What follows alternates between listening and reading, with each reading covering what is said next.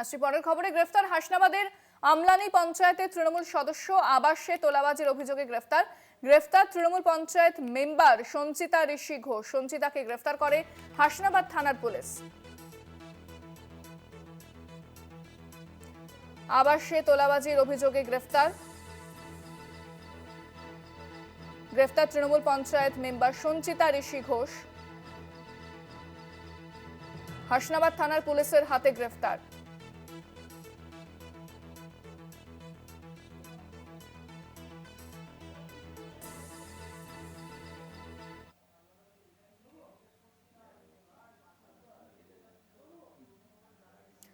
তোলাবাজির অভিযোগে গ্রেফতার।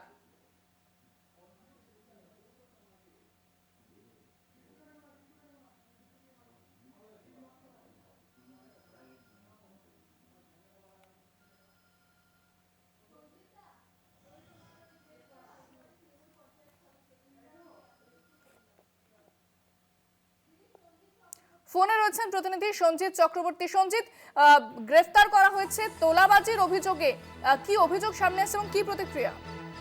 দেখো, উত্তর চব্বিশ পরগনার যে হাসনাবাদ ব্লক রয়েছে, আমনানি গ্রাম পঞ্চায়েতের যে তৃণমূলের যে মহিলা সদস্য অর্থাৎ পঞ্চায়েতের সদস্য সঞ্চিতা রুইদাসের বিরুদ্ধে একাধিক অভিযোগ ইতিমধ্যে তিনি গ্রেফতার করা হয়েছে। সঞ্চিতা রুইদাসকে, তার বিরুদ্ধে অভিযোগ রয়েছে বিভিন্ন সময় ভয় হুমকি থেকে তোলাবাজির অভিযোগ রয়েছে একাধিক ব্যক্তির কাছ থেকে বিভিন্ন জায়গায়, অর্থাৎ আবাস যোজনায় ঘরের পাইয়ে দেওয়ার সুবিধা বিভিন্ন নিয়ে এলাকায় বিভিন্ন উন্নয়নের সামনে রেখে সেই তোলাবাজির অভিযোগ রয়েছে। এই অভিযোগের ভিত্তিতে তাকে অভিযোগ করা হয়েছিল গ্রামবাসীর পক্ষ থেকে, এবং অভিযোগের ভিত্তিতে কিন্তু সঞ্চিতা রুইদাসকে আজ সকালবেলায় গ্রেপ্তার করছে। ধৃতকে আজ বলছেন মহকুমা আদালতে তোলা হবে।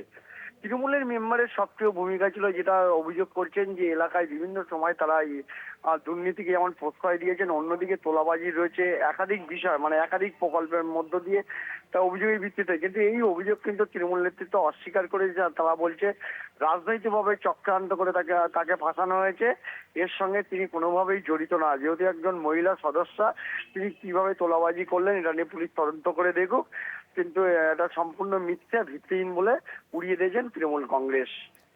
ধন্যবাদ সঞ্জিত।